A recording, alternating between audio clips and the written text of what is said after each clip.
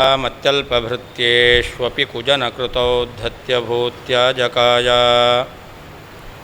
ಕರ್ತ್ರೇ ಧರ್ತ್ರೇ ಚ ಹರ್ತ್ರೇ ಹಯಮುಖಹರಯೇ ಮುತ್ರಪಾತ್ರೇ ನಮಸ್ತೆ ತಸ್ಮೈ ಕಸ್ಮೈಚಿದಸ್ಮನ್ ಮನಸಿ ಧೃತಕಥಾ ವಿಸ್ಮೃತೌ ಸ್ಮಾರಕಾಯ ತಪೋ ವಿದ್ಯಾ ವಿರಕ್ತ್ಯಾದಿ ಸದ್ಗುಣೌಘಾಕರಾನಹಂ ವಾದಿರಾಜಗುರೂನ್ ವಂದೇ ಹಯಗ್ರೀವಪದಾಶ್ರಯಾನ್ ವಿಶೇಷಣಸ್ಯ ಭೇದೇಷ್ಣಾ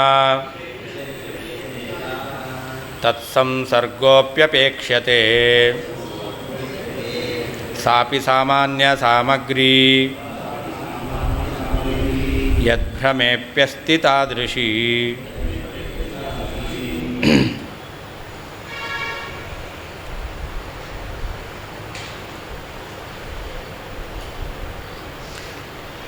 ಎಲ್ಲಿ ವಿಶೇಷ್ಯಕ್ಕಿಂತ ವಿಶೇಷಣ ಎಂಬತಕ್ಕಂಥದ್ದು ಬೇರೆಯಾಗಿದೆಯೋ ಅಂತಹ ಕಡೆಯಲ್ಲಿ ವಿಶೇಷಣ ಸನ್ನಿಕರ್ಷವೂ ಇಂದ್ರಿಯಕ್ಕಿರಬೇಕು.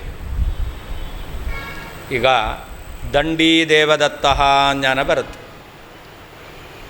ನೋಡಿ, ವ್ಯಕ್ತಿಯನ್ನು ನೋಡಿ ಕೈಯಲ್ಲಿ ದಂಡ ಹಿಡ್ಕೊಂಡಿದ್ದಾನೆ, ಆವಾಗ ದಂಡಿ ದೇವದತ್ತ ಜ್ಞಾನ ಬರುತ್ತೆ.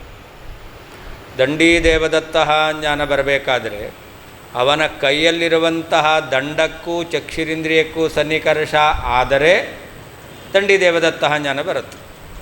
ಏನಾದರೂ ದಂಡವನ್ನು ಅವನು ಹಿಂದ್ಗಡೆ ಇಟ್ಕೊಂಡಿದ್ದಾನೆ ಅಂತ ಇಟ್ಕೊಳ್ಳ್ರಿ, ನಮ್ಮ ಚಕ್ಷುರಿಂದ್ರಿಯಕ್ಕೂ ದಂಡಕ್ಕೂ ಸನ್ನಿಕರ್ಷ ಆಗಲಿಲ್ಲ, ಆವಾಗ ದಂಡವುಳ್ಳವನು ದಂಡಿ ದೇವದತ್ತ ಜ್ಞಾನ ಬರುತ್ತಾ?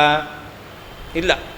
ಇಲ್ಲಿಗ ವಿಶೇಷ್ಯ ದೇವದತ್ತ, ವಿಶೇಷಣ ದಂಡ.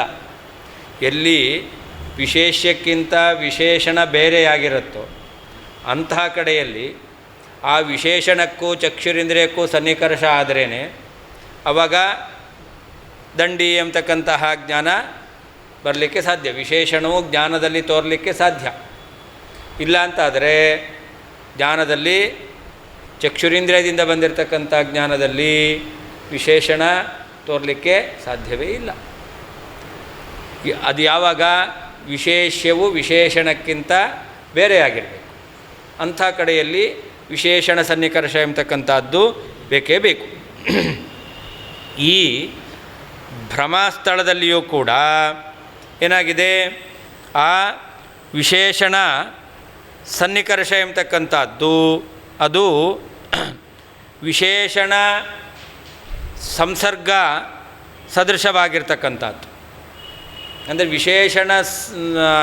ರಜತ ಎಂಬತಕ್ಕಂಥದ್ದು ಇದಂ ರಹಿತಂತ ಭ್ರಮಾತ್ಮಕ ಜ್ಞಾನ ಬಂದಾಗ ಅಲ್ಲಿ ಏನಾಗಬೇಕು, ವಿಶೇಷಣ ಎಂಬತಕ್ಕಂಥದ್ದು ವಿಶೇಷಕ್ಕಿಂತ ಬೇರೆಯಾಗಿದೆ. ಆ ವಿಶೇಷಕ್ಕಿಂತ ಬೇರೆಯಾಗಿರ್ತಕ್ಕಂಥದ್ದು ವಿಶೇಷಣ ಆದ್ದರಿಂದ ಅಲ್ಲಿ ಸನ್ನಿಕರ್ಷ ಇರಲೇಬೇಕು. ಆದರೆ ಸನ್ನಿಕರ್ಷ ಇಲ್ಲ. ಈಗ ಅದ್ರ ಜ್ಞಾನ ಬರ್ತಾ ಇದೆ ಅಂತಾದರೆ ಅವಾಗೇನಾಗಬೇಕು, ದೋಷ ಎಂಬತಕ್ಕಂಥದ್ದು ಇರಬೇಕು. ವಿಶೇಷಣಸ್ಯ ಭೇದೆ ಅಕ್ಷ್ಣಾ ತತ್ಸಂಸರ್ಗ ಅಪೇಕ್ಷತೆ. ವಿಶೇಷಣ ಎಂಬತಕ್ಕಂಥದ್ದು ವಿಶೇಷ್ಯಕ್ಕಿಂತ ಬೇರೆಯಾಗಿದೆ ಅಂತಾದರೆ ಪ್ರತ್ಯೇಕವಾಗಿ ವಿಶೇಷಣಕ್ಕೂ ಮತ್ತು ಚಕ್ಷುರಿಂದ್ರಿಯಕ್ಕೂ ಸನ್ನಿಕರ್ಷ ಅಪೇಕ್ಷತೆ ಬೇಕೇ ಬೇಕು.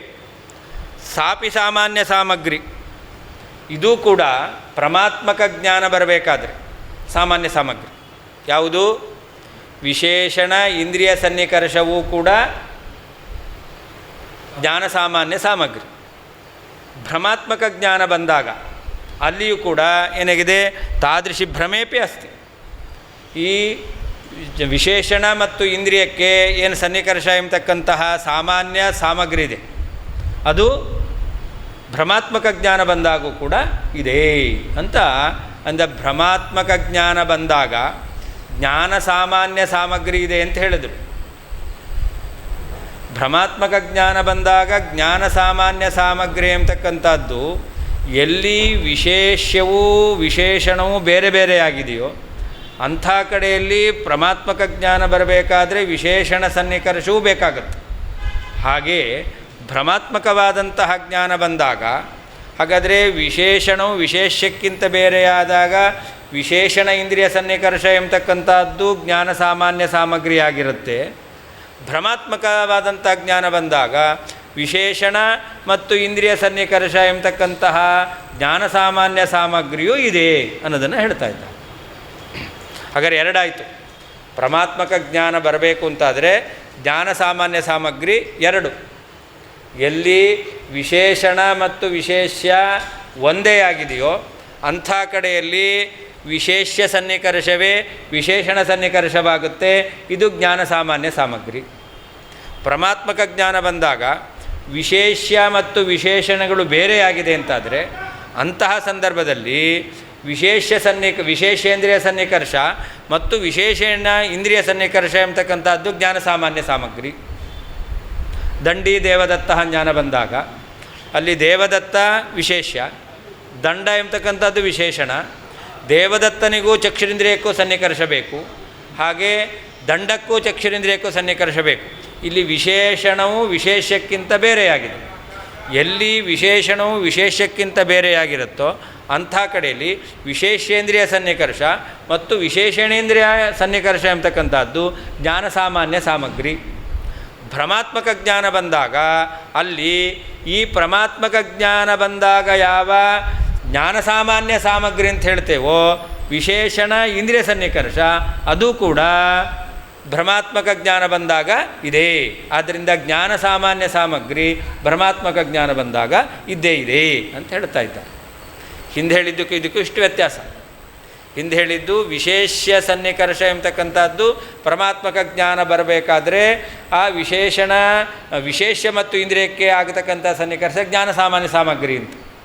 ಇವಾಗ ಹೇಳ್ತಾ ಇದ್ದಾರೆ ಕೆಲವು ಕಡೆಯಲ್ಲಿ ಪರಮಾತ್ಮಕ ಜ್ಞಾನ ಬರಬೇಕಾದ್ರೆ ವಿಶೇಷೇಂದ್ರಿಯ ಸನ್ನಿಕರ್ಷ ಎಂಬತಕ್ಕಂಥದ್ದು ಹೇಗೆ ಜ್ಞಾನ ಸಾಮಾನ್ಯ ಸಾಮಗ್ರಿಯೋ ಹಾಗೆ ವಿಶೇಷಣ ಇಂದ್ರಿಯ ಸನ್ನಿಕರ್ಷವೂ ಕೂಡ ಜ್ಞಾನ ಸಾಮಾನ್ಯ ಸಾಮಗ್ರಿ. ಹಾಗಾದರೆ ಪರಮಾತ್ಮಕ ಜ್ಞಾನ ಬರಬೇಕಾದ್ರೆ ವಿಶೇಷಣ ಇಂದ್ರಿಯ ಸನ್ನಿಕರ್ಷವೂ ಜ್ಞಾನ ಸಾಮಾನ್ಯ ಸಾಮಗ್ರಿ ಆಗಿದೆ ಅಂತಾದರೆ ಭ್ರಮಾತ್ಮಕ ಜ್ಞಾನ ಬಂದಾಗ ಆ ಜ್ಞಾನ ಸಾಮಾನ್ಯ ಸಾಮಗ್ರಿ ಆಗಿರ್ತಕ್ಕಂತಹ ವಿಶೇಷಣ ಇಂದ್ರಿಯ ಸನ್ನಿಕರ್ಷ ಎಂಬತಕ್ಕಂಥದ್ದು ಕೂಡ ಇದೆ. ಅರ್ಥಾತ್ ಭ್ರಮಾತ್ಮಕ ಜ್ಞಾನ ಬರಬೇಕಾದ್ರೆ ಜ್ಞಾನ ಸಾಮಾನ್ಯ ಸಾಮಗ್ರಿ ಇದ್ದೇ ಇರುತ್ತೆ, ಅತಿರಿಕ್ತವಾಗಿ ದೋಷ ಎಂಬತಕ್ಕಂಥದ್ದು ಇರುತ್ತೆ ಅನ್ನೋದನ್ನು ಹೇಳಲಿಕ್ಕೋಸ್ಕರ ಈ ವಿಷಯವನ್ನು ಹೇಳ್ತಾ ಇದ್ದಾರೆ. ವಿಶೇಷಣವು ಭೇದೆ ವಿಶೇಷಕ್ಕಿಂತ ಬೇರೆಯಾದಂತಹ ಸಂದರ್ಭದಲ್ಲಿ ತತ್ಸಂಸರ್ಗ ಅಕ್ಷ್ಣ ಕಣ್ಣಿನಿಂದ ತತ್ಸಂಸರ್ಗ ವಿಶೇಷಣದ ಸಂಬಂಧವು ಅಪೇಕ್ಷಿಸಲ್ಪಡುತ್ತದೆ. ಸಾಪಿ ಆ ವಿಶೇಷಣ ಸಂಸರ್ಗದಿಂದ ಕೂಡಿರುವಿಕೆಯಾದರೂ ತಾದೃಶಿ ವಿಶೇಷಣ ಸಂಸರ್ಗ ಪ್ರಮಾರೂಪವಾಗಿರ್ತಕ್ಕಂತಹ ವಿಶೇಷಣ ಸಂಸರ್ಗ ಸದೃಶವಾಗಿರ್ತಕ್ಕಂತಹ ಸಂಸರ್ಗ ರೂಪವಾಗಿರ್ತಕ್ಕಂತಹ ಭ್ರಮೇಪಿ ಭ್ರಮದಲ್ಲಿಯೂ ಕೂಡ ಅಸ್ತಿ ಇದೆ. ಭ್ರಮಾತ್ಮಕ ಜ್ಞಾನ ಬಂದಾಗ ಅಲ್ಲಿ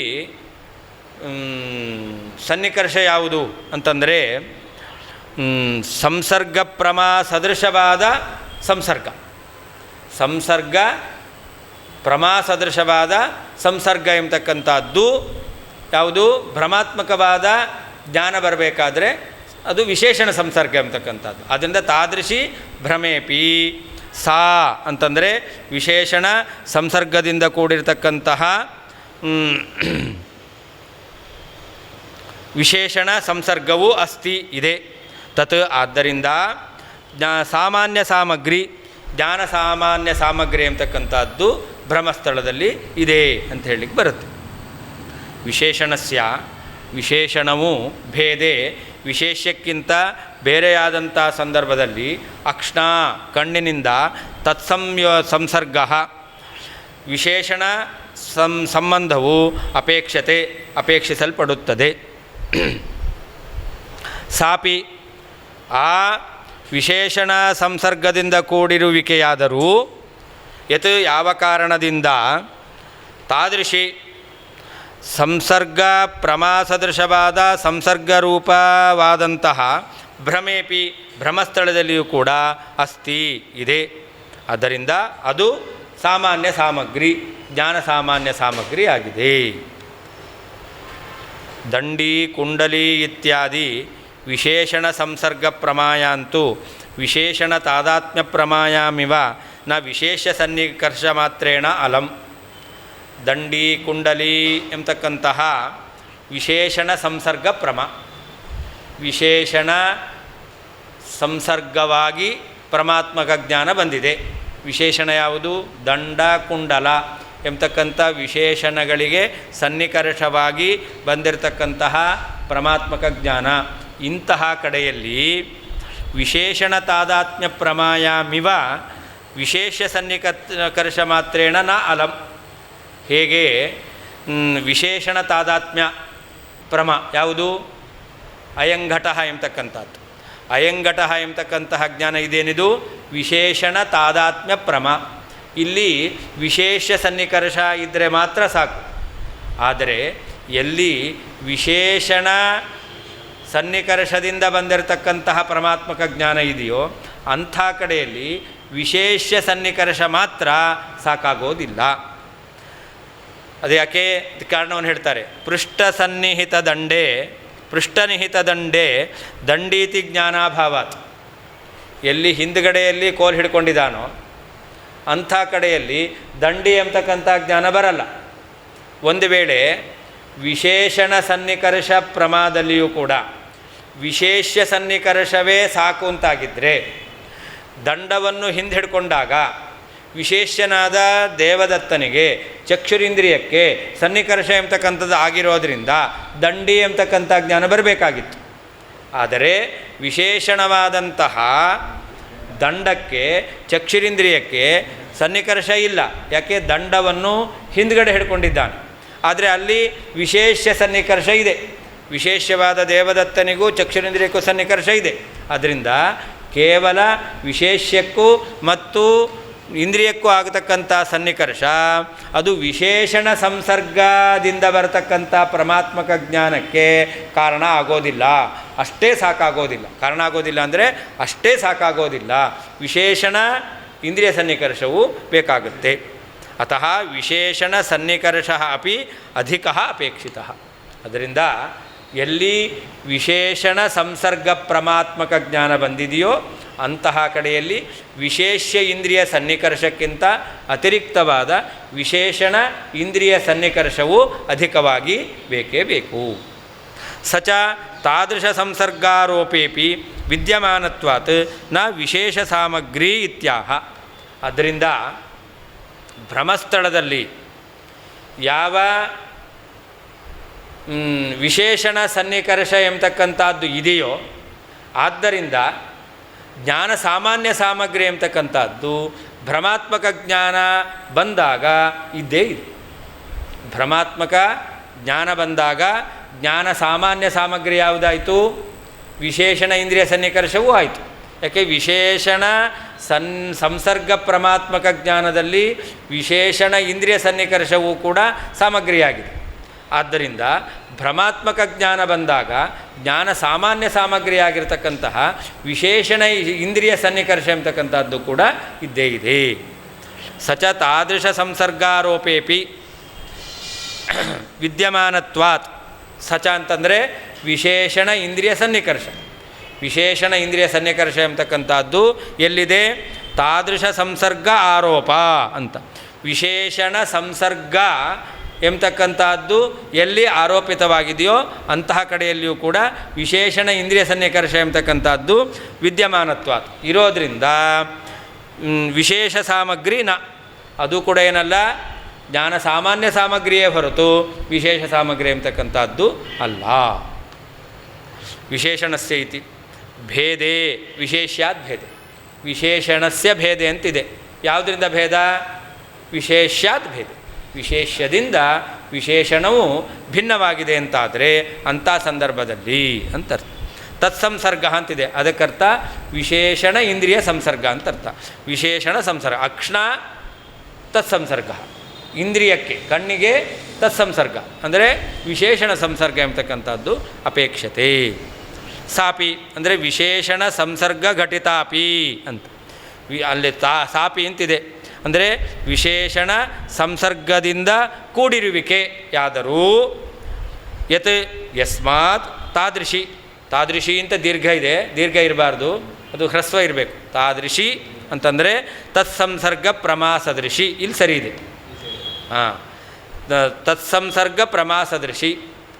ಆ ವಿಶೇಷಣ ಸಂಸರ್ಗ ಉಳ್ಳಂತಹ ಸಂಸರ್ಗದಿಂದ ಬಂದಿರತಕ್ಕಂತಹ ಪರಮಾತ್ಮಕ ಜ್ಞಾನಕ್ಕೆ ಸದೃಶವಾದಂತಹ ಸಂಸರ್ಗಾರೋಪ ರೂಪ ಅಂತರ್ಥ. ಸಂಸರ್ಗ ಆರೋಪ ರೂಪೆ, ಎಲ್ಲಿ ಸಂಸರ್ಗಾರೋಪವನ್ನು ಮಾಡ್ತಾ ಇದ್ದಾರೋ ಅಂತಹ ಕಡೆಯಲ್ಲಿ ವಿಶೇಷಣ ಸಂಸರ್ಗ ವಿಶೇಷಣ ಸನ್ನಿಕರ್ಷದಿಂದ ಪರಮಾತ್ಮಕ ಜ್ಞಾನ ಎಂಬತಕ್ಕಂಥದ್ದು ಬಂದಿದೆಯೋ, ವಿಶೇಷಣ ಸನ್ನಿಕರ್ಷದಿಂದ ಪರಮಾತ್ಮಕ ಜ್ಞಾನ ಎಂಬತಕ್ಕಂಥದ್ದು ಬಂದಿದೆಯೋ ಅದಕ್ಕೆ ಸದೃಶವಾಗಿರ್ತಕ್ಕಂಥದ್ದು ಯಾವುದು? ಸಂಸರ್ಗಾರೋಪ ರೂಪವಾದಂತಹ ಭ್ರಮ ಎಂಬತಕ್ಕಂಥದ್ದು. ಅಲ್ಲಿಯೂ ಕೂಡ ವಿಶೇಷಣ ಸಂಸರ್ಗ ಎಂಬತಕ್ಕಂಥದ್ದು ಇದೆ. ಅಸ್ತಿ ತಸ್ಮಾತ್ ಭ್ರಮಸಾಧಾರಣತ್ವಾತ್ ಸಾಮಾನ್ಯ ಸಾಮಗ್ರಿ ಇತಿ ಪೂರ್ವೇಣ ಅನ್ವಯ. ಅದರಿಂದ ಜ್ಞಾನ ಸಾಮಾನ್ಯ ಸಾಮಗ್ರಿ ಯಾವುದೋ ಅದು ಭ್ರಮಾತ್ಮಕ ಜ್ಞಾನ ಬರುವಂತಹ ಕಡೆಯಲ್ಲಿಯೂ ಕೂಡ ಇದ್ದೇ ಇದೆ. ಆದ್ದರಿಂದ ಭ್ರಮಾತ್ಮಕ ಜ್ಞಾನವೂ ಜ್ಞಾನ, ಆದ್ದರಿಂದ ಆ ಜ್ಞಾನ ಸಾಮಾನ್ಯ ಸಾಮಗ್ರಿ ಇದ್ದೇ ಇದೆ ಅಂತ ಹೇಳಬೇಕು.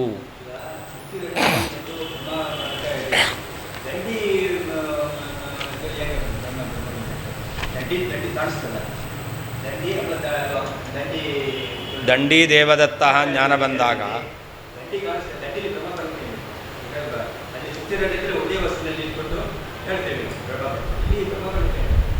ಹಾಗೆ ಹೇಳ್ತಾ ಇಲ್ಲ, ಮುಂದೆ ಉದಾಹರಣೆ ಕೊಡ್ತಾರೆ. ಕಾಗೆಯನ್ನು ನೋಡಿ ಕೋಗಿಲೆ ಅಂತ ಅಂದ್ಕೊಂಡ. ಮುಂದಿನ ಉದಾಹರಣೆ ಅದೇ ಶ್ಲೋಕದಲ್ಲಿ ವಸ್ತುತಃ ಕಾಕಿನಿಗ್ರಹೆ ಅಂತ ಮುಂದೆ ಉದಾಹರಣೆ ಕೊಡ್ತಾರೆ. ಇಲ್ಲಿ ಹೇಳಿದ್ದೇನು ಅಂತಂದರೆ ದಂಡಿ ದೇವದತ್ತ ಜ್ಞಾನ ಬಂದಿರೋದು. ದಂಡಿ ದೇವದತ್ತ ಜ್ಞಾನ ಬರಬೇಕಾದ್ರೆ ಪರಮಾತ್ಮಕ ಜ್ಞಾನಕ್ಕೆ ಸಾಮಗ್ರಿ ಯಾವುದು? ಪರಮಾತ್ಮಕ ಜ್ಞಾನ ಬರಲಿಕ್ಕೆ ಸಾಮಗ್ರಿ ಯಾವುದು? ವಿಶೇಷಣ ಇಂದ್ರಿಯ ಸನ್ನಿಕರ್ಷ. ಹಾಗಾದರೆ ವಿಶೇಷಣ ಸಂಸರ್ಗ ಪ್ರಮಾದಲ್ಲಿ ವಿಶೇಷಣ ಇಂದ್ರಿಯ ಸನ್ನಿಕರ್ಷ ಎಂಬತಕ್ಕಂಥದ್ದು ಜ್ಞಾನ ಸಾಮಾನ್ಯ ಸಾಮಗ್ರಿ.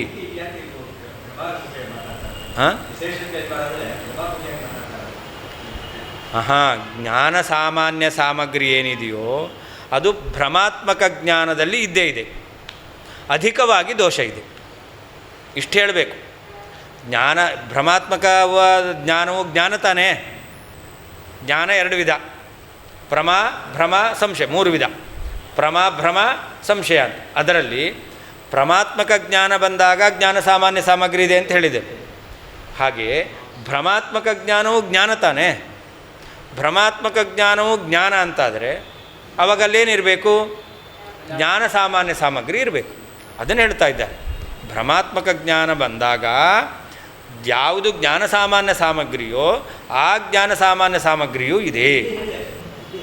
ಅದು ಹೇಳಿದ್ದು ವಿಶೇಷಣ ಎಂಬತಕ್ಕಂಥದ್ದು ಎಲ್ಲಿ ತಾದಾತ್ಮ್ಯ ಸಂಬಂಧದಿಂದ ವಿಶೇಷಣವಾಗಿದೆಯೋ ಅಂಥ ಕಡೆಯಲ್ಲಿ ವಿಶೇಷ್ಯ ಸಂಸರ್ಗವೇ ವಿಶೇಷಣ ಸಂಸರ್ಗವಾಗುತ್ತೆ. ಅದು ಇದಂ ರಹಿತ ಎಂಬತಕ್ಕಂಥ ಜ್ಞಾನ ಬಂದಾಗ ವಿಶೇಷ್ಯ ಸಂಸರ್ಗ ಎಂಬತಕ್ಕಂಥದ್ದು ಪರಮಾತ್ಮಕ ಜ್ಞಾನ ಬರಲಿಕ್ಕೆ ಜ್ಞಾನ ಸಾಮಾನ್ಯ ಸಾಮಗ್ರಿ ಅದಿದೆ ಅಂತ ಹೇಳಿದರು. ಅಲ್ಲಿ ಪ್ರತ್ಯೇಕವಾಗಿ ವಿಶೇಷಣ ಸನ್ನಿಕರ್ಷ ಇಲ್ಲ. ಇಲ್ಲಿಗ ದಂಡಿ ದೇವದತ್ತ ಅಂತ ಜ್ಞಾನ ಬಂದಾಗ ಇದು ವಿಶೇಷಣ ಸಂಸರ್ಗ ಪ್ರತ್ಯೇಕವಾಗಿ ವಿಶೇಷಣ ಇಂದ್ರಿಯ ಸನ್ನಿಕರ್ಷವೂ ಬೇಕು. ಹಾಗಾದರೆ ಜ್ಞಾನ ಸಾಮಾನ್ಯ ಸಾಮಗ್ರಿ ಯಾವುದಾಯಿತು? ವಿಶೇಷಣ ಇಂದ್ರಿಯ ಸನ್ನಿಕರ್ಷ. ಆದ್ದರಿಂದಲೇ ದಂಡಿ ದೇವದತ್ತ ಜ್ಞಾನ ಬಂದಿದೆ. ದಂಡಿ ದೇವದತ್ತ ಎಂಬತಕ್ಕಂತಹ ಪರಮಾತ್ಮಕ ಜ್ಞಾನ ಬರಲಿಕ್ಕೆ ಜ್ಞಾನ ಸಾಮಾನ್ಯ ಸಾಮಗ್ರಿಯಾದ ದಂಡ ಮತ್ತು ವಿಶೇಷಣವಾದ ದಂಡ ಇಂದ್ರಿಯ ಸನ್ನಿಕರ್ಷ ಕಾರಣವಾಗಿದೆ. ಇದು ಏನಾಯಿತು? ಜ್ಞಾನ ಸಾಮಾನ್ಯ ಸಾಮಗ್ರಿ ಆಯಿತು. ಏತಾದೃಶ ವಿಶೇಷಣ ಇಂದ್ರಿಯ ಸನ್ನಿಕರ್ಷ ರೂಪವಾದ ಜ್ಞಾನ ಸಾಮಾನ್ಯ ಸಾಮಗ್ರಿ ಭ್ರಮಾತ್ಮಕ ಜ್ಞಾನದಲ್ಲಿಯೂ ಇದೆ ಅಂತ ಹೇಳ್ತಾ ಇದ್ದಾರೆ. ಜ್ಞಾನ ಸಾಮಾನ್ಯ ಸಾಮಗ್ರಿ ಭ್ರಮಾತ್ಮಕ ಜ್ಞಾನದಲ್ಲಿ ಇರಬೇಕು. ಎರಡು ರೀತಿಯಾದ ಪರಮಾತ್ಮಕ ಜ್ಞಾನ ಎರಡು. ಜ್ಞಾನ ಸಾಮಾನ್ಯ ಸಾಮಗ್ರಿಯಿಂದ ಎರಡು ರೀತಿಯಾದ ಜ್ಞಾನ ಬರುತ್ತೆ. ಒಂದು ವಿಶೇಷಣ ವಿಶೇಷ್ಯಗಳಿಗೆ ಅಭೇದ ಇದ್ದು ವಿಶೇಷ ಸಂಸರ್ಗದಿಂದಲೇ ಜ್ಞಾನ ಬರೋದು ಒಂದು. ಇನ್ನೊಂದು ವಿಶೇಷಣಕ್ಕೂ ವಿಶೇಷ್ಯಕ್ಕೂ ಭೇದ ಇದ್ದು ವಿಶೇಷಣಕ್ಕೂ ಇಂದ್ರಿಯಕ್ಕೂ ಸನ್ನಿಕರ್ಷವಾಗಿ ಪರಮಾತ್ಮಕ ಜ್ಞಾನ ಎಂಬತಕ್ಕಂಥದ್ದು ಬರುತ್ತೆ. ಅದು ಜ್ಞಾನ ಸಾಮಾನ್ಯ ಸಾಮಗ್ರಿ. ಅಂತಹ ಜ್ಞಾನ ಸಾಮಾನ್ಯ ಸಾಮಗ್ರಿಯೂ ಕೂಡ ಎಲ್ಲಿ ಸಂಸರ್ಗಾರೋಪ ರೂಪವಾದಂತಹ ಭ್ರಮಾತ್ಮಕ ಜ್ಞಾನ ಬಂದಿದೆಯೋ ಅಂತಹ ಕಡೆಯಲ್ಲಿ ವಿಶೇಷಣ ಇಂದ್ರಿಯ ಸನ್ನಿಕರ್ಷ ರೂಪವಾದ ಜ್ಞಾನ ಸಾಮಾನ್ಯ ಸಾಮಗ್ರಿ ಇದೆ ಅಂತ ಹೇಳ್ತಾ ಇದ್ದ. ಎರಡು ರೀತಿಯಾದಂತಹ ಪರಮಾತ್ಮಕ ಜ್ಞಾನ, ಎರಡು ರೀತಿಯಾದ ಸನ್ನಿಕರ್ಷ. ಆ ಎರಡು ರೀತಿಯಾದ ಸನ್ನಿಕರ್ಷದಿಂದ ಪರಮಾತ್ಮಕ ಜ್ಞಾನ ಬರುತ್ತೆ. ಹಾಗಾದರೆ ಜ್ಞಾನ ಸಾಮಗ್ರಿ ಎರಡು ರೀತಿ ಆಯಿತು. ಹಾಗೆ ಭ್ರಮಾತ್ಮಕ ಜ್ಞಾನದಲ್ಲಿ ಎರಡು ರೀತಿಯಾದಂತಹ ಜ್ಞಾನ ಸಾಮಗ್ರಿ ಅಂತಕ್ಕಂಥದ್ದು ಇದೆ. ಮೊದಲು ಒಂದು ರೀತಿಯಾದದನ್ನು ತೋರಿಸೋದು. ಈಗ ಇನ್ನೊಂದು ರೀತಿಯಾಗಿರ್ತಕ್ಕಂತಹ ವಿಶೇಷಣ ಇಂದ್ರಿಯ ಸನ್ನಿಕರ್ಷ ರೂಪವಾಗಿರ್ತಕ್ಕಂತಹ ಜ್ಞಾನ ಸಾಮಾನ್ಯ ಸಾಮಗ್ರಿ ಭ್ರಮಾತ್ಮಕ ಜ್ಞಾನದಲ್ಲಿದೆ ಅಂತ ಈಗ ಹೇಳ್ತಾ ಇದ್ದಾರೆ. ಮೊದಲು ಇದನ್ನು ಪ್ರತಿಜ್ಞೆ ಮಾಡಿದ್ರು, ಉದಾಹರಣೆ ಮುಂದೆ ಕೊಡ್ತಾರೆ ಎಲ್ಲಿ ಅಂತ.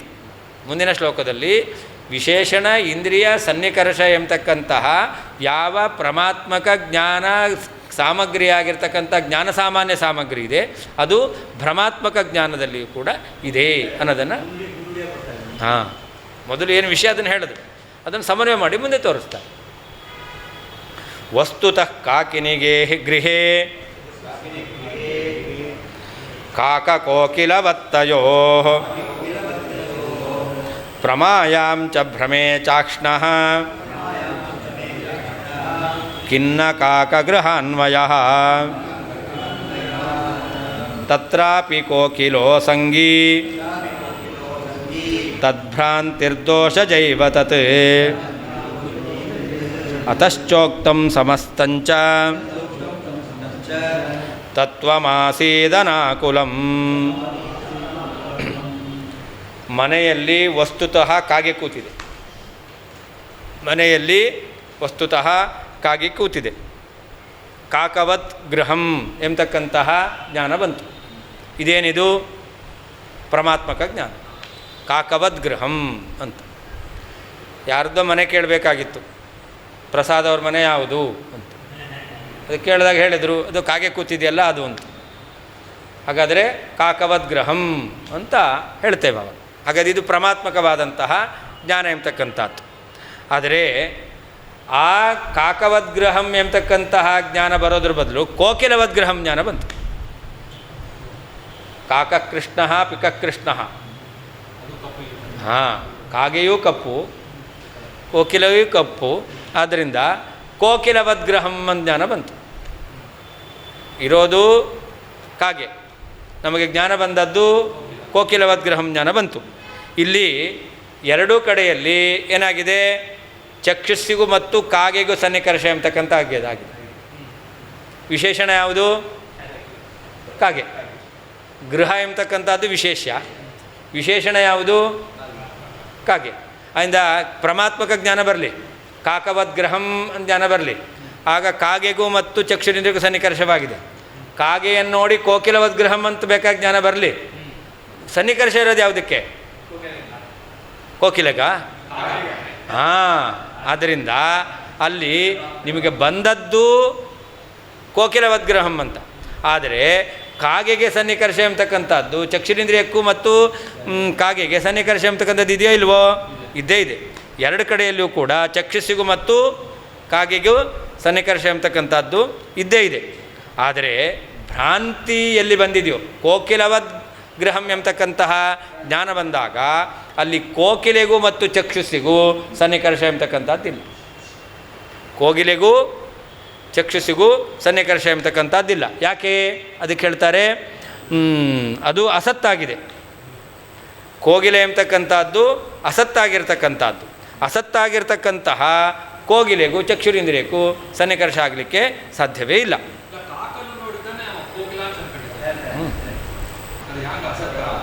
ಕೋಗಿಲೆ ಕಾಗ ಅಸತ್ಯ. ಅದೇ ನೀವು ಯಾವುದನ್ನು ಆರೋಪಣೆ ಮಾಡಿದ್ದು? ಕಾಕನ ಆರೋಪ ಮಾಡಿದ್ದ ಅಲ್ಲ. ಹಾಂ, ಆರೋಪ ಮಾಡಿದ್ದು ಯಾವುದನ್ನು? ಹಾಂ, ಅದಿದೆಯಾ? ಹಾಂ, ಹಾಗಾದರೆ ಅದು ಅಸತ್ತಾಯಿತು. ಜ್ಞಾನ ಬಂದಿದ್ದೇನು ನಿಮಗೆ? ಹಾಂ, ಎರಡು ಜ್ಞಾನ ಇದೆ. ಒಂದು ಕಾಕವದ್ಗ್ರಹಂ ಅಂತ, ಇದು ಯಥಾರ್ಥ ಜ್ಞಾನ, ಬಿಟ್ಬಿಡಿ, ಅದು ಬರಲಿಲ್ಲ. ನಿಮಗೇನು ಬಂತು? ಕೋಕಿಲವದ್ಗ್ರಹಂ ಜ್ಞಾನ ಬಂತು. ಹಾಂ, ಕಾಗೆಯನ್ನು ನೋಡಿ ಕೋಗಿಲೆ ಅಂತ ತಿಳ್ಕೊಂಡ. ಆಗ ಸನ್ನಿಕರ್ಷ ಆಯಿತು ಚಕ್ಷುರೀಂದ್ರಿಯಕ್ಕೂ ಯಾವುದಕ್ಕೂ? ಕಾಗೆಗೆ. ಜ್ಞಾನ ಬಂದಿದ್ದು ಆ ಕೋಗಿಲೆಗೂ ಚಕ್ಷುರೀಂದ್ರಿಯಕ್ಕೆ ಸನ್ನಿಕರ್ಷ ಆಯಿತಾ? ಆಗಿಲ್ಲ. ಯಾಕಾಗಲಿಲ್ಲ? ಇಲ್ಲ, ಅದು ಅಸತ್. ಕೋಗಿಲೆ ಇಲ್ಲವೇ ಇಲ್ಲ. ಆದ್ದರಿಂದ ಇಲ್ಲದೇ ಇರತಕ್ಕಂತಹ ಕೋಗಿಲೆಗೂ ಕಣ್ಣಿಗೂ ಸನ್ನಿಕರ್ಷ ಆಗೋದು ಹೇಗೆ? ಆಗಲೇ ಇಲ್ಲ. ಅದರಿಂದ ಕೋಗಿಲೆ ಎಂಬತಕ್ಕಂಥದ್ದು ಅಸತ್ತಾಗಿದೆ. ಆದರೆ ಕೋಕಿಲವತ್ ಅಂತ ನಿಮಗೆ ಜ್ಞಾನ ಬಂತು. ಹೇಗೆ ಬಂತು? ದೋಷದಿಂದ ಬಂತು. ಹಾಗಾದರೆ ಎರಡು ವಿಶೇಷಣ ಇಂದ್ರಿಯ ಸನ್ನಿಕರ್ಷ ಅಲ್ಲೂ ಇದೆ, ವಿಶೇಷಣ ಇಂದ್ರಿಯ ಸನ್ನಿಕರ್ಷ ಅಲ್ಲೂ ಇದೆ. ಅಧಿಕವಾಗಿ ದೋಷ ಎಂಬತಕ್ಕಂಥದ್ದು ಇರೋದರಿಂದ ಕೋಕಿಲವತ್ತು ಅಂತ ಬಂತು. ಕೇವಲ ದೋಷ ಇಲ್ಲದೇನೆ ನಿಮಗೆ ವಿಶೇಷಣ ಇಂದ್ರಿಯ ಸನ್ನಿಕರ್ಷ ಅಷ್ಟೇ ಇದೆ ಅಂತಾಗಿದ್ದರೆ ಏನು ಜ್ಞಾನ ಬರ್ತಿತ್ತು? ಕಾಕವದ್ಗ್ರಹ ಅಂತಲೇ ಬರ್ತಿತ್ತು. ಆದರೆ ಕಾಕೆ ಇರತಕ್ಕಂತಹ ಗ್ರಹದಲ್ಲಿ ಕೋಕಿಲವದ್ಗ್ರಹಂ ಅಂತ ಜ್ಞಾನ ಬರ್ತಾ ಇದೆ. ಅಲ್ಲಿ ಚಕ್ಷುರಿಂದ್ರಿಯ ಸನ್ನಿಕರ್ಷ ವಿಶೇಷಣವಾದಂತಹ ಕಾಗೆಗಾಗಿರೋದು. ಆದರೆ ವಿಶೇಷಣಕ್ಕಿಂತ ಬೇರೆಯಾದ, ಸನ್ನಿಕೃಷ್ಟವಾದ ಕಾಗೆಗಿಂತ ಬೇರೆಯಾದ ಕೋಗಿಲೆ ತೋರ್ತಾ ಇದೆ. ಆ ಕೋಗಿಲೆ ತೋರಬೇಕು ಅಂದರೆ ಚಕ್ಷುರಿಂದ್ರಿಯಕ್ಕೂ ಕೋಗಿಲೆಗೂ ಸನ್ನಿಕರ್ಷ ಆಗಿರಬೇಕು. ಕೋಗಿಲೆಯೇ ಇಲ್ಲ ಅಂತಂದಮೇಲೆ ಚಕ್ಷುರಿಂದ್ರಿಯಕ್ಕೂ ಕೋಗಿಲೆಗೂ ಸನ್ನಿಕರ್ಷ ಆಗಲಿಕ್ಕೆ ಸಾಧ್ಯ ಇಲ್ಲ. ಹಾಗಾದರೆ ತೋರೋದು ಹೇಗೆ? ದೋಷದಿಂದ ಅಂತ ಹೇಳಬೇಕು. ಅದನ್ನು ಹೇಳ್ತಾ ಇದ್ದಾರೆ, ತದ್ಭ್ರಾಂತಿ ದೋಷಜೈವ ತತ್. ಆದ್ದರಿಂದ ಆ ಕೋಕಿಲ ಎಂಬತಕ್ಕಂಥ ಜ್ಞಾನ ಬಂದದ್ದು ದೋಷದಿಂದ ಅಂತ ಹಾಂ. ಆಮೇಲೆ ಭ್ರಮಾತ್ಮಕ ಜ್ಞಾನ ಬಂದಿದೆ ಅಂತ ಸಾಕ್ಷಿ ಗ್ರಹಣ ಮಾಡುತ್ತೆ.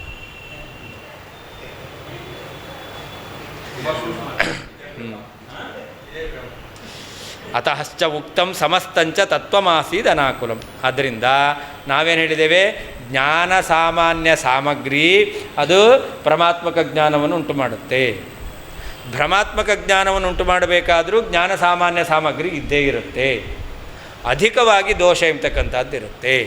ಅದರಿಂದ ಭ್ರಮಾತ್ಮಕ ಜ್ಞಾನ ಬರಬೇಕಾದರೆ ಜ್ಞಾನ ಸಾಮಾನ್ಯ ಸಾಮಗ್ರಿಯ ಜೊತೆಯಲ್ಲಿ ಅಧಿಕವಾಗಿ ದೋಷ ಇರೋದರಿಂದಾಗಿ ಅನ್ಯಥಾ ಜ್ಞಾನ ಭ್ರಮಾತ್ಮಕ ಜ್ಞಾನ ಬರುತ್ತೆ ಅಂತ ನಾವೇನು ಹೇಳಿದ್ದೇವೆ? ಅನಾಕುಲಂ, ಅದು ದೋಷರಹಿತವಾಗಿಯೇ ಇದೆ. ವಸ್ತುತಃ ವಾಸ್ತವಿಕವಾಗಿ ಏನು ದೂರಸ್ಥತ್ವ ಅನ್ನೋದು ಒಂದು ದೋಷ, ದೂರದಲ್ಲಿದೆ ಅನ್ನೋದೊಂದು ದೋಷ. ಇಲ್ಲ, ಹತ್ತಿರದಲ್ಲೇ ಇರೋದು. ನೀವು ನೋಡಿದ್ರಿ, ಅದು ಕಾಗೆ, ಒಬ್ಬನಿಗೆ ಕಾಕವದ್ಗ್ರಹ ಅಂತ ಬಂತು, ಹಾಂ, ಇನ್ನೊಬ್ಬನಿಗೆ ಕೋಕಿಲವದ್ ಅಂತ ಬಂತು. ಇದೆ, ಹೌದು, ಸಾದೃಶ್ಯ ಇರೋದ್ರಿಂದ ಇದಂ ರಹಿತಂ ಜ್ಞಾನ ಬಂತಲ್ಲ. ಎಲ್ಲಿ ದೂರದಲ್ಲಿದ್ದು ಬಂದಿತ್ತಾ? ಹತ್ತಿರದಲ್ಲಿದ್ದೆ ತಾನೇ ನೋಡಿ ಬಂದದ್ದು. ಹಾಗೆ ಇಲ್ಲೂ ಕೂಡ ದೋಷವಶಾತ್ ಬಂದಿತ್ತು. ದೋಷ ಯಾವುದು? ನಮ್ಮ ಇಂದ್ರಿಯದಲ್ಲಿರ್ತಕ್ಕಂಥ ದೋಷ, ಅಸ್ಪಷ್ಟತೆ, ಅಪಟುತ್ವ ಎಂಬತಕ್ಕಂಥದ್ದು.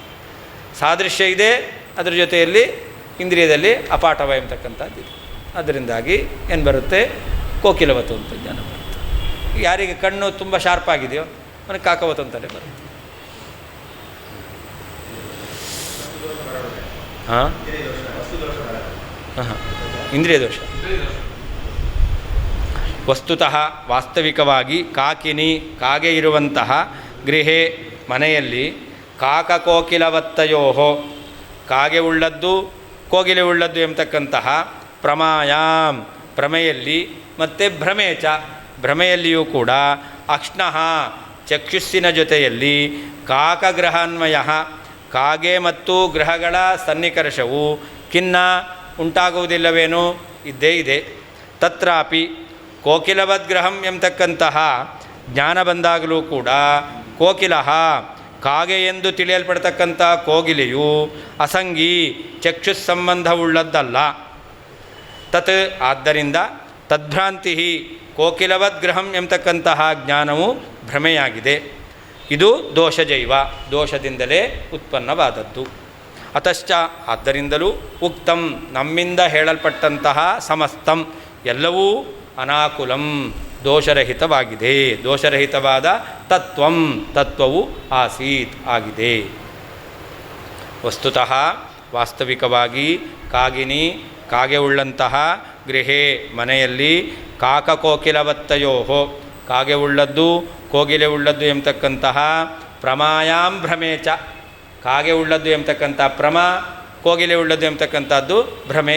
ಅಂದರೆ ಪ್ರಮಾತ್ಮಕ ಜ್ಞಾನ ಮತ್ತು ಭ್ರಮಾತ್ಮಕ ಜ್ಞಾನ ಬಂದಾಗ ಅಕ್ಷ್ಣಃ ಚಕ್ಷುಸ್ಸಿನ ಜೊತೆಯಲ್ಲಿ ಕಾಕಗ್ರಹಾನ್ವಯ ಕಾಕ ಮತ್ತು ಗ್ರಹಗಳ ಸನ್ನಿಕರ್ಷವು ಖಿನ್ನ ಉಂಟಾಗುವುದಿಲ್ಲವೇನು? ಹಾಗೇ ಆಗುತ್ತೆ. ಇದರಿಂದ ಏನು ಹೇಳದಂತೆ ಆಯಿತು? ವಿಶೇಷಣಕ್ಕೂ ಚಕ್ಷುಸ್ಸಿಗೂ ಸನ್ನಿಕರ್ಷ ಆಗಿದೆ. ಯಾವಾಗ? ಪ್ರಮಾತ್ಮಕ ಜ್ಞಾನವೇ ಬರಲಿ, ಭ್ರಮಾತ್ಮಕ ಜ್ಞಾನವೇ ಬರಲಿ. ಚಕ್ಷುರಿಂದ್ರಿಯಕ್ಕೂ ಕಾಗೆಗೂ ಸನ್ನಿಕರ್ಷ ಆಗಿಯೇನೇ ಕೋಕಿಲವದ್ಗ್ರಹಂ ಅಂತ ಬರೋದು. ಚಕ್ಷುರಿಂದ್ರಿಯಕ್ಕೂ ಕಾಗೆಗೂ ಸನ್ನಿಕರ್ಷವಾಗಿಯೇ ಕಾಕವದ್ಗ್ರಹಂ ಎಂಬತಕ್ಕಂಥ ಜ್ಞಾನವೂ ಬರೋದು. ಹಾಂ, ಏಕಕಾಲದಲ್ಲಿ ಬರಲ್ಲ. ಪ್ರಮಾತ್ಮಕ ಜ್ಞಾನ ಒಂದು ಕಡೆ ಬಂತು, ಇನ್ನೊಂದು ಬಾರಿ ಭ್ರಮಾತ್ಮಕ ಜ್ಞಾನ ಬಂತು. ಎರಡೂ ಜ್ಞಾನ ಬರಬೇಕಾದ್ರೆ ನಿಮಗೆ ಇರತಕ್ಕಂಥದ್ದು ಚಕ್ಷುರಿಂದ್ರಿಯದಿಂದ ಗೃಹ ಕಾಕೆ ಎರಡಕ್ಕೂ ಸನ್ನಿಕರ್ಷ ಆಗಿದೆ. ಅದು ಭ್ರಮಾತ್ಮಕ ಜ್ಞಾನವೇ ಬರಲಿ, ಪ್ರಮಾತ್ಮಕ ಜ್ಞಾನವೇ ಬರಲಿ, ಎರಡೂ ಕಡೆಯಲ್ಲಿ ವಿಶೇಷಣ ಇಂದ್ರಿಯ ಸನ್ನಿಕರ್ಷ, ವಿಶೇಷ ಇಂದ್ರಿಯ ಸನ್ನಿಕರ್ಷ, ಅದು ಜ್ಞಾನ ಸಾಮಾನ್ಯ ಸಾಮಗ್ರಿ. ಅದು ಭ್ರಮಾತ್ಮಕ ಜ್ಞಾನ ಸ್ಥಳದಲ್ಲಿ ಇದೆ. ಅಧಿಕವಾಗಿ ಏನು ಅದಕ್ಕೆ ಹೇಳ್ತಾರೆ. ತತ್ರಾಪಿ ಕೋಕಿಲವದ್ಗ್ರಹಂ ಎಂಬತಕ್ಕಂತಹ ಜ್ಞಾನ ಬಂದಾಗ ಕೋಕಿಲ ಕಾಗೆ ಎಂಬುದಾಗಿ ತಿಳಿಯಲ್ಪಡ್ತಕ್ಕಂಥ ಕೋಗಿಲೆಯು ಅಸಂಗಿ ಚಕ್ಷು ಸಂಬಂಧವುಳ್ಳದ್ದು, ಚಕ್ಷು ಸನ್ನಿಕರ್ಷವುಳ್ಳದ್ದು ಅಲ್ಲ. ತತ್ ಆದ್ದರಿಂದ ತದ್ಭ್ರಾಂತಿ ಕೋಕಿಲವದ್ಗ್ರಹಂ ಎಂಬತಕ್ಕಂತಹ ಭ್ರಾಂತಿಯು ದೋಷಜೈವ ದೋಷದಿಂದಲೇ ಉಂಟಾಗಿರತಕ್ಕಂಥದ್ದು. ಅತಶ್ಚ ಆದ್ದರಿಂದಲೂ ಉಕ್ತಂ ನಮ್ಮಿಂದ ಹೇಳಲ್ಪಟ್ಟಂತಹ ಸಮಸ್ತಂಚ ಎಲ್ಲವೂ ನಿರ್ದುಷ್ಟಂ ಅನಾಕುಲಂ ದೋಷರಹಿತವಾದಂತಹ ತತ್ವಂ ತತ್ವವು ಆಸೀತ್ ಆಗಿದೆ.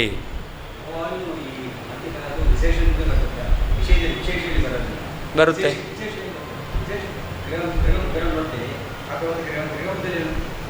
ಎಲ್ಲಿ ನಿಮಗೆ ವಿಶೇಷಣವು ಪ್ರತ್ಯೇಕವಾಗಿ ಕಾಣುತ್ತೋ ಅಂಥ ಕಡೆಯಲ್ಲಿ ವಿಶೇಷಣ ಇಂದ್ರಿಯ ಸನ್ನಿಕರ್ಷ ಬೇಕು.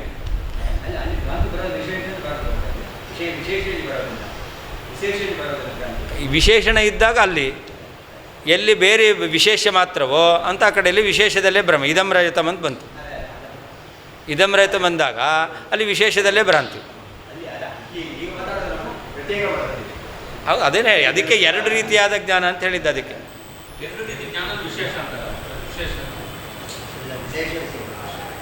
ಒಂದು ವಿಶೇಷಕ್ಕೆ ಚಕ್ಷುರಿಂದ್ರಿಯಕ್ಕೆ ಸನ್ನಿಕರ್ಷವಾಗಿ ಬರತಕ್ಕಂಥ ಒಂದು ಜ್ಞಾನ, ವಿಶೇಷ ಮತ್ತು ವಿಶೇಷಣ ಒಂದೇ ಆಗಿದ್ದು ವಿಶೇಷ ಸನ್ನಿಕರ್ಷವೇ ವಿಶೇಷಣ ಸನ್ನಿಕರ್ಷವಾಗಿ ಬರತಕ್ಕಂತಹ ಒಂದು ರೀತಿಯಾದ ಜ್ಞಾನ.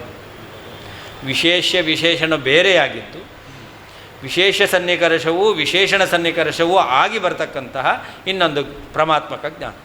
ಹೀಗೆ ಎರಡು ಕಡೆಯಲ್ಲೂ ಜ್ಞಾನ ಸಾಮಗ್ರಿ ಏನಿದೆಯೋ ಅದು ಭ್ರಮಾತ್ಮಕ ಜ್ಞಾನ ಬಂದಾಗ ಅಲ್ಲಿಯೂ ಇದೆ ಅನ್ನೋದನ್ನು ಉಪಪಾದನೆ ಮಾಡ್ತಾ ಇದ್ದಾರೆ.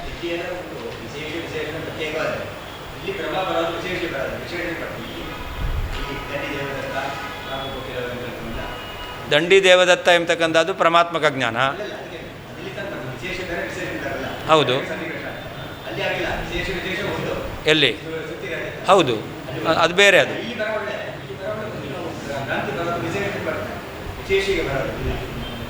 ಎಲ್ಲಿ ವಿಶೇಷಣ ಎಂಬತಕ್ಕಂಥದ್ದು ವಿಶೇಷಕ್ಕಿಂತ ಬೇರೆಯಾಗಿದೆ, ಹಾಂ, ಅಂಥ ಕಡೆಯಲ್ಲಿ ಹೌದು ಇಲ್ಲ.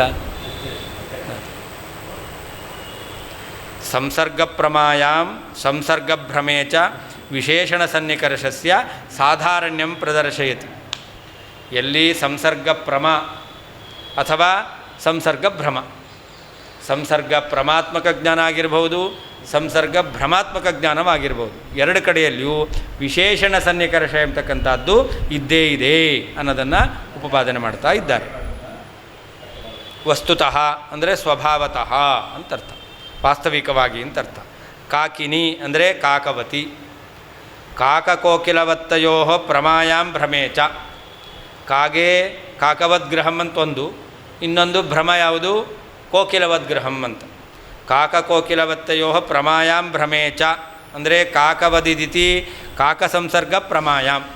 ಕಾಕವತ್ ಗ್ರಹಂ ಜ್ಞಾನ ಬರುತ್ತೆ. ಇದು ಹೇಗೆ ಬಂತು?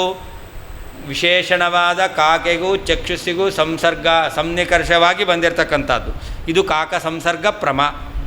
ಕಾಕೆ ಕೋಕಿಲತ್ವ ಆರೋಪ್ಯ, ಕಾಗೆಯನ್ನು ಕೋಗಿಲೆ ಅಂತ ತಿಳಿದು ಅವಾಗೇನು ಬರುತ್ತೆ? ಕೋಕಿಲವದಿತಿ ಅಂತ, ಕೋಕಿಲವದ್ ಗ್ರಹಂ ಜ್ಞಾನ ಬರುತ್ತೆ. ಇದೇನಾಗಿದೆ? ವಿಶೇಷಣ ಸಂಸರ್ಗ ಭ್ರಮ. ಒಂದು ವಿಶೇಷಣ ಸಂಸರ್ಗ ಪ್ರಮ, ಇನ್ನೊಂದು ವಿಶೇಷಣ ಸಂಸರ್ಗ ಭ್ರಮ. ಕಾಗೆಯನ್ನು ನೋಡಿ ಕಾಗವದ್ಗ್ರಹಂ ಜ್ಞಾನ ಬಂತು ಅಂದರೆ ಇದು ವಿಶೇಷಣ ಸಂಸರ್ಗ ಪ್ರಮ. ಎಲ್ಲಿ ಕಾಗೆಯನ್ನು ನೋಡಿ ಕಾಗೆಯನ್ನು ಕೋಗಿಲೆ ಅಂತ ತಿಳಿದು ಕೋಕಿಲವದ್ಗ್ರಹಂ ಎಂಬತಕ್ಕಂತಹ ಜ್ಞಾನ ಬಂದಿದೆಯೋ ಇದು ವಿಶೇಷಣ ಸಂಸರ್ಗ ಭ್ರಮ. ಅಲ್ಲಿ ಭ್ರಮೇಚ ಅಕ್ಷ್ಣಃ ಕಾಕಗ್ರಹಾನ್ವಯ ಅಂದ್ರೇನರ್ಥ? ವಿಶೇಷಣೀಭೂತ ಕಾಕ ಸಂಸರ್ಗ, ವಿಶೇಷ್ಯಭೂತ ಗೃಹ ಸಂಸರ್ಗ ಪೃಥಕ್ ಪೃಥಕ್ ಕಿಮ್ನ. ವಿಶೇಷಣವಾದಂತಹ ಕಾಗೆಗೂ ಚಕ್ಷುರಿಂದ್ರಿಯಕ್ಕೂ ಸನ್ನಿಕರ್ಷ.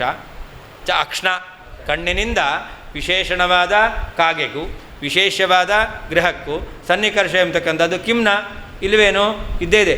ಭ್ರಮಾತ್ಮಕ ಸಂಸರ್ಗ ಪ್ರಮವನ್ನೇ ತೆಗೆದುಕೊಳ್ಳಿ,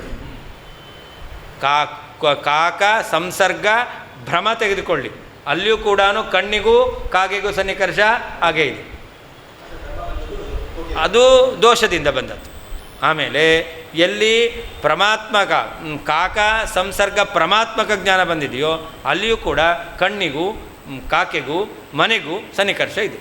ಹಾಗಾದರೆ ಕಣ್ಣಿಗೂ ಕಾಗೆಗೂ ಮನೆಗೂ ಸನ್ನಿಕರ್ಷ ಎಂಬತಕ್ಕಂಥದ್ದು ಇದೆಯಲ್ಲ, ಇದು ಸಂಸರ್ಗ ಪ್ರಮ ಸಂಸರ್ಗ ಭ್ರಮ. ಕಾಕ ಸಂಸರ್ಗ ಪ್ರಮ ಕಾಕ ಸಂಸರ್ಗ ಭ್ರಮ ಎರಡು ಕಡೆಯಲ್ಲಿಯೂ ಸಮಾನ ಇತಿ ಸಂಬಂಧ. ತಸ್ಮಾತ್ ವಿಶೇಷಣ ಪ್ರಮಾಯಾಂ ವಿಶೇಷಣ ಭ್ರಮೇ ಚ ವಿಶೇಷ್ಯ ವಿಶೇಷಣಯೋ ಉಭಯೋರಪಿ ಸಂಸರ್ಗ ಸಾಧಾರಣ ಏವೇತಿ ಭಾವ ಅಂತ.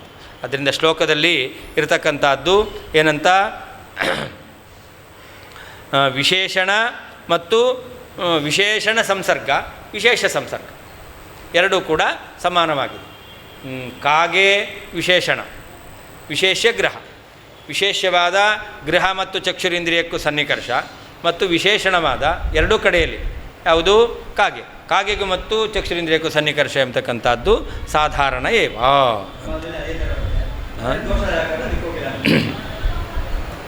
ವಿಶೇಷಣ ಪ್ರಮಾಯಾಂ ವಿಶೇಷಣ ಭ್ರಮೇ ಚ ಕಾಕ ಸಂಸರ್ಗ ಪ್ರಮ ಕಾಕ ಸಂಸರ್ಗ ಭ್ರಮ ಎರಡರಲ್ಲಿಯೂ ಕೂಡ ವಿಶೇಷ ವಿಶೇಷಣೆಯೋ ಉಭಯೋರಪಿ ಸಂಸರ್ಗ. ಕಣ್ಣಿನಿಂದ ವಿಶೇಷವಾದ ಗ್ರಹಕ್ಕೂ ವಿಶೇಷಣವಾದ ಕಾಗೆಗೂ ಸಂಸರ್ಗ ಎಂಬತಕ್ಕಂಥದ್ದು ಸಾಧಾರಣ ಏವ ಇತಿ ಭಾವ. ತರ್ಹಿ ಭ್ರಮೇ ದೋಷೋಪಿ ನಾಪೇಕ್ಷಿತ ಕಿಂ? ಹಾಗಾದರೆ ಭ್ರಮಾತ್ಮಕ ಜ್ಞಾನ ಬರಬೇಕಾದ್ರೆ ದೋಷ ಬೇಕಾಗಿಲ್ವಾ ಅಂತಂದರೆ ಅಪೇಕ್ಷೆ ನ ಇತ್ಯಾಹ. ದೋಷೋಪಿ ನಾಪೇಕ್ಷಿತ, ದೋಷದ ಅಪೇಕ್ಷೆ ಇಲ್ವಾ ಅಂತಂದರೆ ಇಲ್ಲ ಅಂತ ಹೇಳಿದ್ದಾರೆ. ಅಂದರೆ ಏನರ್ಥ? ದೋಷದ ಅಪೇಕ್ಷೆ ಇಲ್ಲ ಅಂತಿಲ್ಲ, ದೋಷದ ಅಪೇಕ್ಷೆ ಇದ್ದೇ ಇದೆ. ಕೋಕಿಲವದ್ಗ್ರಹಮಿತಿ ಜ್ಞಾನೇಪಿ ಕೋಕಿಲ ಕಾಕ ಅಭಿನ್ನತೆಯ ಜ್ಞಾಯಮಾನ. ಕೋಕಿಲ ಅಸಂಗಿ ಚಕ್ಷುರಸಂಗಿ ಅಂತ. ಅಲ್ಲಿ ಶ್ಲೋಕದಲ್ಲಿ ತತ್ರಾಪಿ ಕೋಕಿಲ ಅಸಂಗಿ ಅಂತಿದೆ. ತತ್ರಾಪಿ ಅಂದ್ರೇನರ್ಥ? ಕೋಕಿಲವದ್ಗ್ರಹಂ ಇತಿ ಜ್ಞಾನೇಪಿ. ತತ್ರಾಪಿ ಅಂತಂದರೆ ಕೋಕಿಲವದ್ಗ್ರಹಂ ಎಂಬತಕ್ಕಂತಹ ಜ್ಞಾನ ಬಂದಿದೆ. ಅಂತಹ ಕಡೆಯಲ್ಲಿ ಕೋಕಿಲ ಅಂದ್ರೇನರ್ಥ? ಕಾಕಾಭಿನ್ನತೆಯ ಪ್ರತೀಯಮಾನ ಕೋಕಿಲ.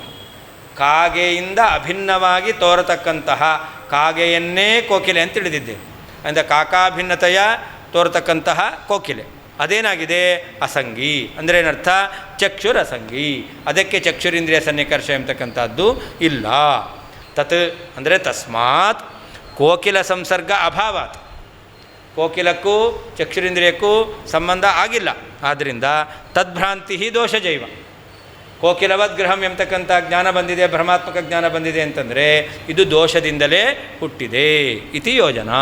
ಈ ರೀತಿಯಲ್ಲಿ ಅನ್ವಯ ಮಾಡಿಕೊಳ್ಬೇಕು.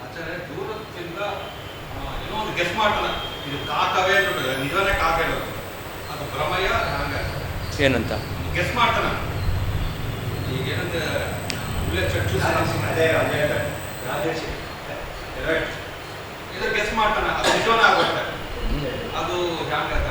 ಯಾದೃಚ್ಛಿಕದ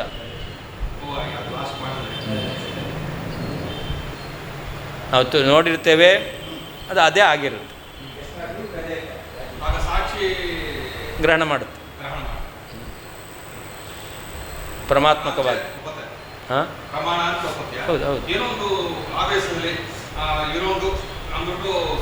ಸತ್ಯವಾಗಿದೆ ಅಂದರೆ ಸಾಕ್ಷಿ ಗ್ರಹಣ ಮಾಡಿರುತ್ತೆ, ಸತ್ಯ ಅಲ್ಲ ಅಂದರೆ ಸುಮ್ಮನೆ ಕೂತಿರುತ್ತೆ.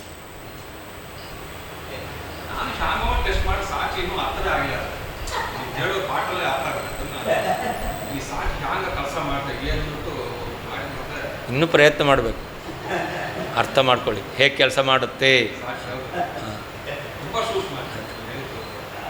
ಮತ್ತೆ ನೋಡಿ ಏನು ಹೇಳೋದು ಅಂತಂದರೆ, ಇದನ್ನು ನೋಡಿದ್ರಿ, ಇದು ನೋಡ್ಕೊಳ್ಳಿ ಏನು ಜ್ಞಾನ ಬಂತು ಅಷ್ಟೇ. ಇದು ಸುಳ್ಳ ಸತ್ಯನೋ? ಹಾಂ, ಹಾಗಾದರೆ ಯಾವಾಗಲೂ ಜ್ಞಾನ ಬರಬೇಕಾದ್ರೆ ಯಥಾರ್ಥವಾಗಿ ಬರುತ್ತೆ. ಇದು ನೋಡಿದ್ರಿ ಜಮಖಾನ ಅಂತ ಆಯಿತು, ಅದು ಯಥಾರ್ಥ ತಾನೇ? ಅದರಿಂದ ಎಲ್ಲ ಜ್ಞಾನ ಬರಬೇಕಾದ್ರೆ ಯಥಾರ್ಥವಾಗಿ ಬರುತ್ತೆ. ಎಲ್ಲ ಜ್ಞಾನದಲ್ಲೂ ಸಂಶಯ ಇರಲ್ಲ. ಎಲ್ಲಿ ನಮಗೆ ಸಾದೃಶ್ಯ ಇರುತ್ತೋ, ದೋಷ ಇರುತ್ತೋ ಅಂಥ ಕಡೆಯಲ್ಲಿ ಆ ಸಾದೃಶ್ಯವೂ ಒಂದು ದೋಷವೇ ಆಗಿರುತ್ತೆ. ಆದ್ದರಿಂದ ಅಂಥ ಕಡೆಯಲ್ಲಿ ನಮಗೆ ಪ್ರಾಮಾಣ್ಯ ಗ್ರಹಣ ಆಗಲ್ಲ, ಉಳಿದ ಕಡೆಯಲ್ಲಿ ಪ್ರಾಮಾಣ್ಯ ಗ್ರಹಣ ಆಗುತ್ತೆ. ಆದ್ದರಿಂದ ಜ್ಞಾನ ಬಂದಾಗ ಅದರ ಜೊತೆಯಲ್ಲಿ ಪ್ರಾಮಾಣ್ಯ ಎಂಬತಕ್ಕಂಥದ್ದು ಕೂಡ ಗ್ರಹಣವಾಗಿರುತ್ತೆ. ಎಲ್ಲಿ ಇಂತಹ ದೋಷಗಳಿರುತ್ತೋ ಅಂತಹ ಕಡೆಯಲ್ಲಿ ಸಾಕ್ಷಿ ತಟಸ್ಥವಾಗಿರುತ್ತೆ ಅಷ್ಟೆ. ಈಗ ಶುಕ್ತಿ ರಜತಾಜ್ಞಾನ ಬಂತು, ಅದು ಹೇಗೆ ಬಂದಿದ್ದು? ಶುಕ್ತಿ ಸಾದೃಶ್ಯ ಇರೋದರಿಂದ ರಜತಾಜ್ಞಾನ ಬಂದಿದೆ. ಅಂಥ ಕಡೆಯಲ್ಲಿ ಸಾಕ್ಷಿ ಏನು ಮಾಡುತ್ತೆ? ಸುಮ್ಮನೆ ಇರುತ್ತೆ. ನಾವು ಅಂದ್ಕೊಂಡಿರ್ತೇವೆ ಶುಕ್ತಿಯನ್ನು ನೋಡಿ ರಜತಾಜ್ಞಾನ ಬಂದದ್ದು, ಇಲ್ಲಿ ರಜತವನ್ನೇ ನೋಡಿ ರಜತಾಜ್ಞಾನ ಬಂದಿದೆ. ಇದೆರಡಕ್ಕೂ ಏನು ವ್ಯತ್ಯಾಸ ಇಲ್ಲ ಅಲ್ವಾ? ಹಾಂ, ಆದರೆ ವ್ಯತ್ಯಾಸ ಇದೆ. ಯಾಕೆ ಅಂತಂದರೆ ಪರೀಕ್ಷೆ ಮಾಡಿದಾಗ ಇದು ರಜತ ಅಲ್ಲ ಅಂತ ಬರುತ್ತೆ, ಇಲ್ಲಿ ಪರೀಕ್ಷೆ ಮಾಡಿದಾಗ ರಜತವೇ ಅಂತ ಬರುತ್ತೆ.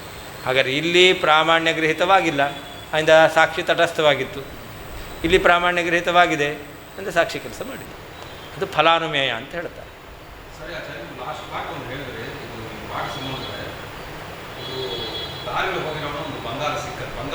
ಬಂಗಾರ ಕಣ ಅಂತ ಸಾದೃಶ್ಯ ಇರ್ತಾರೆ. ಅದು ತಗೊಂಡು ಹೋಗಿ ಅಂಗಡಿಗೆ ಹೋಗಿ ಕೊಡ್ತಾನೆ ಅನ್ಕೊಂಡ್ರೆ, ಅಂಗಡಿಯಲ್ಲಿ ಕೊಟ್ಟರೆ ಅಂಗಡಿಯಲ್ಲಿ ಅವ ಏನೋ ಒಂದು ಕನ್ಫ್ಯೂಷನ್ ಏನು ಮಾಡ್ತಾನೆ, ಅದು ಬಂಗಾರ ಅಂತ ಹಣ ಕೊಡ್ತಾನೆ. ಅವ ಹಣ ತಗೊಂಡು ಕೊಟ್ಟೋಗ್ತಾನೆ. ಆಗ ಒಳಗಿರೋ ಸಾಕ್ಷಿ ಈಗ ಅವ ಹಣ ಕೊಟ್ಬಿಟ್ಟ, ಇದು ಬಂಗಾರ ಅಂತ ಅನ್ಕೊಂಡು ಕೊಟ್ಟೋಗ್ತಾನೆ ಅನ್ಕೊಂಡ್ರೆ, ಒಂದು 3 months 4 months ಆಯ್ತು ಆಮೇಲೆ ಬಂಗಾರ ಇಲ್ಲ ಆಚೆ ಬರ್ತಾನೆ. ಆಗ ಅವ ಹಣ ಕೊಟ್ಟಿರೋನು ಇದು ಬಂಗಾರ ಅಂದ್ರೂ ಸಾಕ್ಷಿ ಗ್ರಹಣ ಮಾಡ್ತಾ ಸಂಶಯವೇ ಇತಿಹಾಸ. ಯಾರಿಗೆ ಹಣ ತೊಗೊಂಡವನಿಗೋ ಹಣ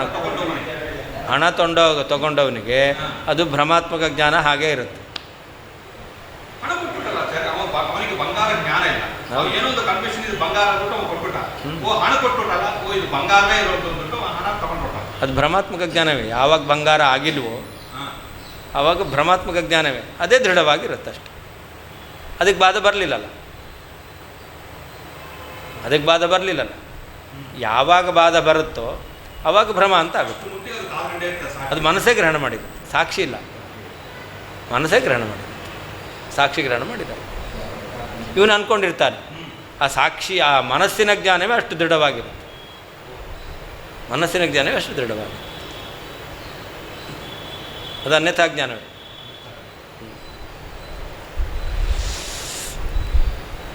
ತರ್ಹಿ ಭ್ರಮೇ ದೋಷೋಪಿ ನಾಪೇಕ್ಷಿತ ಕಿಂ ನೇತ್ಯಃ. ಆಯ್ತಲ್ಲ. ತತ್ ತಸ್ಮಾತ್ ಕೋಕಿಲ ಸಂಸರ್ಗ ಅಭಾವಾತ್ ತದ್ಭ್ರಾಂತಿ ದೋಷಜೈವ ಇತಿ ಯೋಜನಾ ಉಕ್ತಮರ್ಥಂ ಉಪಸಂಹರತಿ. ಇಷ್ಟು ತನಕ ಹೇಳಿದ ವಿಷಯವನ್ನು ಉಪಸಂಹಾರ ಮಾಡ್ತಾರೆ. ಅತಶ್ಚ ಉಕ್ತಂ ಸಮಸ್ತಂಚ ತತ್ವಮಾಸೀದ್ ಅನಾಕುಲಂ ಅಂತ. ಉಕ್ತಂ ಸಮಸ್ತಂ ಪ್ರಮಾಯಾ ಜ್ಞಾನ ಸಾಮಾನ್ಯ ಸಾಮಗ್ರಿ ಮಾತ್ರಜನ್ಯತ್ವಂ. ನಾವು ಹಿಂದೆ ಹೇಳಿದ್ದೇನು, ಯಥಾರ್ಥ ಜ್ಞಾನ ಬರುತ್ತೆ ಅಂತಂದರೆ ಜ್ಞಾನ ಬರಲಿಕ್ಕೆ ಯಾವುದು ಸಾಮಾನ್ಯ ಸಾಮಗ್ರಿಯೋ ಅದೇ ಪರಮಾತ್ಮಕ ಜ್ಞಾನಕ್ಕೆ ಕಾರಣ ಎಂಬತಕ್ಕಂಥದ್ದು ಇದು ವಿಷಯ. ಅಪ್ರಮಾಯಾಶ್ಚ ಎಲ್ಲಿ ಭ್ರಮಾತ್ಮಕ ಜ್ಞಾನ ಬರುತ್ತೋ ದೋಷಸಹಿತ ಜ್ಞಾನ ಸಾಮಾನ್ಯ ಸಾಮಗ್ರಿ ಜನ್ಯತ್ವಂ ಅಂತ. ಅಲ್ಲಿ ಜ್ಞಾನ ಸಾಮಾನ್ಯ ಸಾಮಗ್ರಿ ಇದ್ದೇ ಇರುತ್ತೆ, ಅಧಿಕವಾಗಿ ದೋಷ ಎಂಬತಕ್ಕಂಥದ್ದು ಇರುತ್ತೆ ಎಂಬುದಾಗಿ ನಾವೇನು ಹೇಳಿದ್ದೇವೆ. ಇದಕ್ಕೆ ಯಾವ ವಿಧವಾಗಿರ್ತಕ್ಕಂತಹ ದೋಷವೂ ಇಲ್ಲ. ಆದ್ದರಿಂದ ಇದನ್ನು ಎಲ್ಲರೂ ಒಪ್ಕೊಳ್ಬೇಕು. ಪರಮಾತ್ಮಕ ಜ್ಞಾನ ಬರಬೇಕಾದ್ರೆ ಜ್ಞಾನ ಬರಲಿಕ್ಕೆ ಏನು ಸಾಮಾನ್ಯ ಸಾಮಗ್ರಿ ಇದೆಯೋ ಅಷ್ಟೇ ಸಾಕು. ಆದರೆ ಗುಣ ಎಂಬತಕ್ಕಂಥದ್ದು ಬೇಕಾಗಿಲ್ಲ, ಅಲ್ಲಿಗೆ ಅನ್ವಯ. ಗುಣ ಎಂಬತಕ್ಕಂಥದ್ದು ಪರಮಾತ್ಮಕ ಜ್ಞಾನ ಬರಬೇಕಾದ್ರೆ ಬೇಕಾಗಿಲ್ಲ. ಆದರೆ ಭ್ರಮಾತ್ಮಕ ಜ್ಞಾನ ಬರಬೇಕು ಅಂದರೆ ಜ್ಞಾನ ಸಾಮಾನ್ಯ ಸಾಮಗ್ರಿ ಇದ್ದೇ ಇರುತ್ತೆ, ಅಷ್ಟೇ ಸಾಲದು, ಅದಕ್ಕಿಂತ ಅಧಿಕವಾಗಿ ದೋಷ ಎಂಬತಕ್ಕಂಥದ್ದು ಇರಬೇಕು. ಆದ್ದರಿಂದ ದೋಷ ಸತ್ವೇ ಜ್ಞಾನ ಸಾಮಾನ್ಯ ಸಾಮಗ್ರಿ ಸತ್ವೇ ಭ್ರಮಃ, ಜ್ಞಾನ ಸಾಮಾನ್ಯ ಸಾಮಗ್ರಿ ಸತ್ವೇಪಿ ದೋಷಾಭಾವೇ ನ ಭ್ರಮ. ಜ್ಞಾನ ಸಾಮಾನ್ಯ ಸಾಮಗ್ರಿ ಇದೆ, ದೋಷ ಎಂಬತಕ್ಕಂಥದ್ದಿಲ್ಲ, ಎಲ್ಲಿಯೂ ಕೂಡ ಭ್ರಮಾತ್ಮಕ ಜ್ಞಾನ ಬರೋದೇ ಇಲ್ಲ. ದೋಷ ಇದ್ರೇ ಜ್ಞಾನ ಸಾಮಾನ್ಯ ಸಾಮಗ್ರಿ ಇದ್ದಾಗ ಭ್ರಮಾತ್ಮಕ ಜ್ಞಾನ ಬರುತ್ತೆ. ಹಾಗೆ ಎಲ್ಲಿ ಜ್ಞಾನ ಸಾಮಾನ್ಯ ಸಾಮಗ್ರಿ ಇದೆಯೋ ಅಲ್ಲಿ ಪರಮಾತ್ಮ ಜ್ಞಾನ ಬರುತ್ತೆ. ಈಗ ಇದು ನೋಡ್ತೇವೆ, ಚಕ್ಷುರಿಂದ್ರಿಯಕ್ಕೂ ವಸ್ತುವಿಗೂ ಸನ್ನಿಕರ್ಷ. ಇದಂ ಪುಸ್ತಕ ಜ್ಞಾನ ಬಂತು, ಏನು ಬಂತು? ಜ್ಞಾನ ಸಾಮಾನ್ಯ ಸಾಮಗ್ರಿ, ಇಂದ್ರಿಯಾರ್ಥ ಸನ್ನಿಕರ್ಷ, ಅದರಿಂದ ಪರಮಾತ್ಮಕ ಜ್ಞಾನ ಬರುತ್ತೆ. ಅಲ್ಲಿ ಗುಣದ ಅಪೇಕ್ಷೆ ಎಂಬತಕ್ಕಂಥದ್ದಿಲ್ಲ. ಅಂದರೆ ಪರಮಾತ್ಮಕ ಜ್ಞಾನ ಬರಬೇಕಾದ್ರೆ ಜ್ಞಾನ ಸಾಮಾನ್ಯ ಸಾಮಗ್ರಿ ಸಾಕು. ಭ್ರಮಾತ್ಮಕ ಜ್ಞಾನ ಬರಬೇಕು ಅಂದರೆ ಜ್ಞಾನ ಸಾಮಾನ್ಯ ಸಾಮಗ್ರಿ ಜೊತೆಯಲ್ಲಿ ದೋಷ ಎಂಬತಕ್ಕಂಥದ್ದು ಇರಲೇಬೇಕು ಅಂತ ಸಿದ್ಧವಾಗುತ್ತೆ.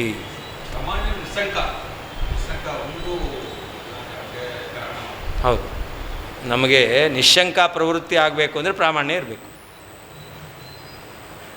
ಏನೂ ನಮಗೆ ಸಂದೇಹ ಇಲ್ಲದೆ ಪ್ರವೃತ್ತಿ ಆಗಬೇಕು ಅಂತಂದರೆ ಇದಂ ಪ್ರಮಾಣಂ ಜ್ಞಾನ ಇರಬೇಕು. ಎಲ್ಲಿ